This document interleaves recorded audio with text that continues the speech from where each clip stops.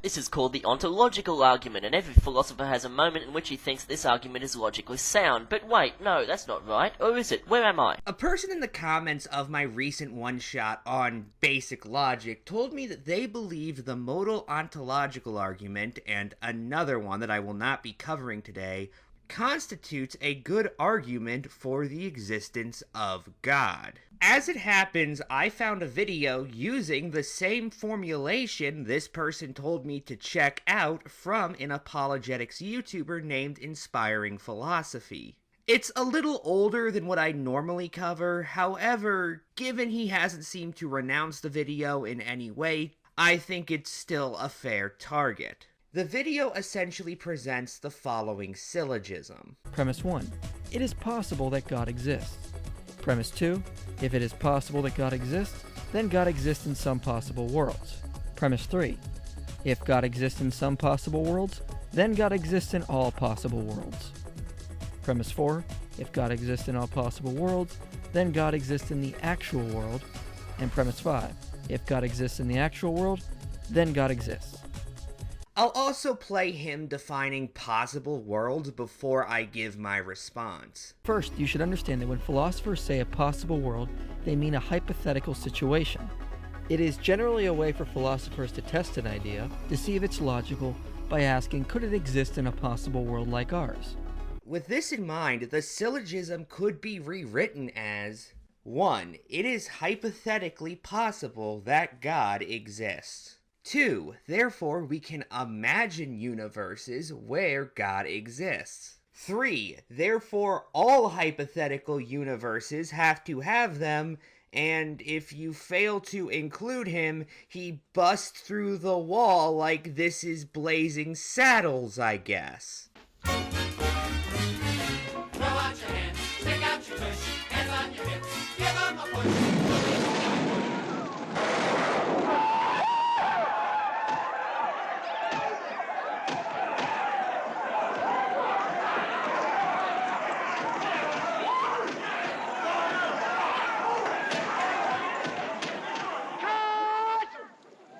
In the hell do you think you're doing here? This is a closed set. Piss on you. I'm working for Mel Brooks. Not in the face. Thank you. Following this, God has also apparently broken out of these hypotheticals, like this is that one Action 52 commercial.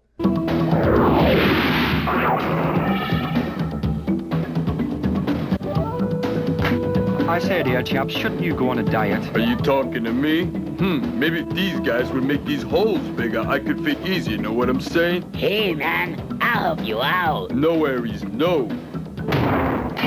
And has now entered the actual universe due to his already established presence in every hypothetical one. Obviously, I'm being facetious, however, you automatically should notice two massive leaps this argument makes. First off, assuming that something could hypothetically exist is not the same as assuming it is the only hypothetical option. But even if we ignore that, in order for this to then have any sort of real-world value, you'd need to prove this applies to, well, reality. You need to break it out of the realm of hypothetical and move it into actuality. I could genuinely stop here if I wanted to, as I've already demonstrated why this argument doesn't prove anything.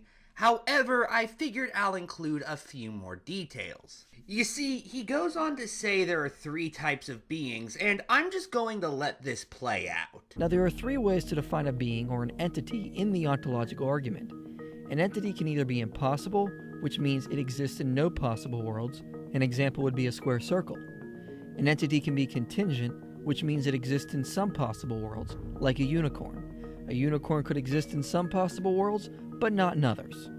Last, an entity can be necessary, which means it has to exist in all possible worlds. Now, what do we mean when we say something necessarily has to exist in all possible worlds? Well, examples of necessary entities are numbers, absolute truths, and shape definitions. If there is a God, according to him, then it has to be a necessary being because God is defined as a maximally great being.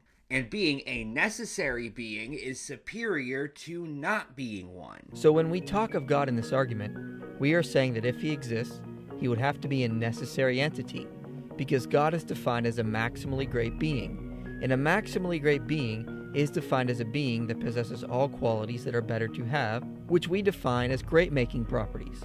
Other examples are love, wisdom, and power. A maximally great being would also have to have these properties to their maximal extent. He would also possess no qualities that are bad to have, such as imperfection or corruption. These are defined as lesser-making properties. But most of all, he would have to possess the great-making property of necessity, because being necessary is a property that would be better to have.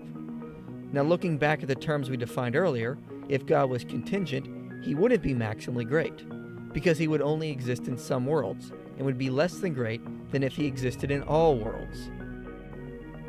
But you haven't even proven that a maximally great being exists. You've just assumed it. Also, can I get a clearer definition of love, please? Because it on its own is not a great-making property. In fact, there are several times where loving somebody can be a sign of a psychological disorder. An abused child loving their parent or an abused partner loving their abusive partner come to mind as examples. So understanding how God is defined in the argument, let's go through the premises again.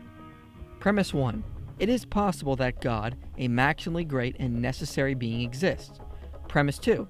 If it is possible that a maximally great being exists, then a maximally great being exists in some possible worlds. Premise 3. If a maximally great being exists in some possible worlds, then a maximally great being exists in all possible worlds. Remember, if a maximally great being exists, then he has to be a necessary entity, because a contingent being cannot be maximally great. Premise 4. If a maximally great being exists in all possible worlds, then a maximally great being exists in the actual world, because the actual world is counted as one of the possible worlds. Premise 5. If a maximally great being exists in the actual world, then a maximally great being exists. And the conclusion is, a maximally great being exists. This argument fails the test of reversibility along with its numerous other problems. Let me put it like this. It is possible that a maximally great being doesn't exist. You yourself said the existence of this being is only possible and not certain. Therefore, the opposite being the case also has to be a possibility. If it is possible that a maximally great being doesn't exist, then it doesn't exist in some possible worlds.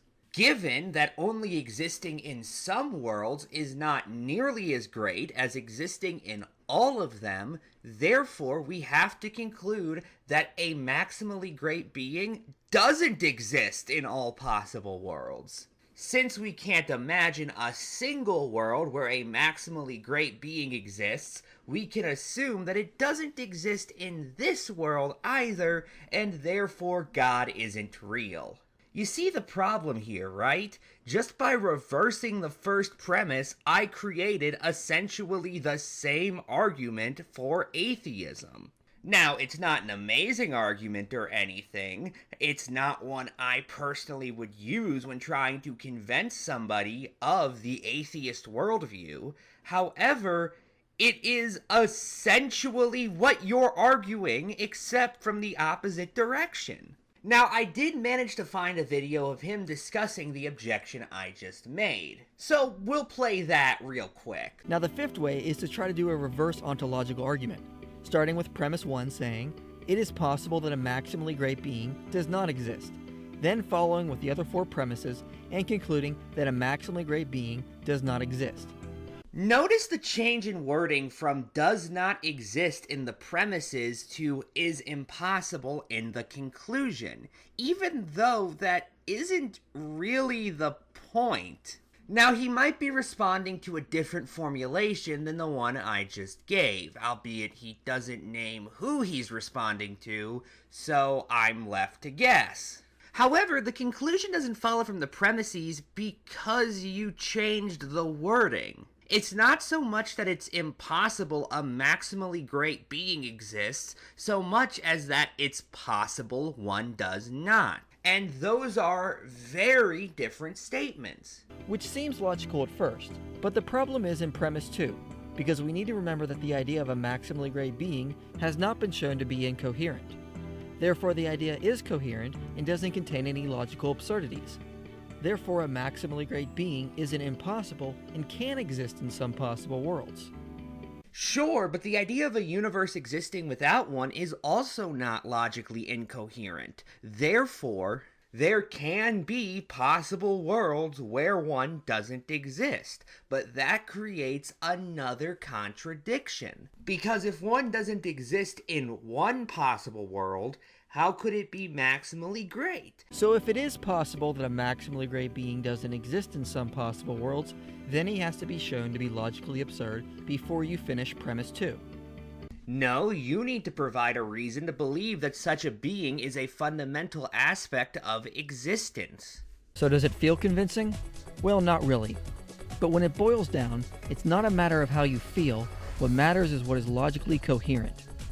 Except it only appears like that because you have masked a series of underlying assumptions and hidden information from your audience. You haven't proven the existence of a maximally great being, who you dubbed God. You've just said that if one exists, then it has to exist. Well, sure, I guess, but you aren't giving me any useful information with that statement. You're just doing a sleight of hand. My final thoughts are essentially that this argument is not convincing. Good night and good luck.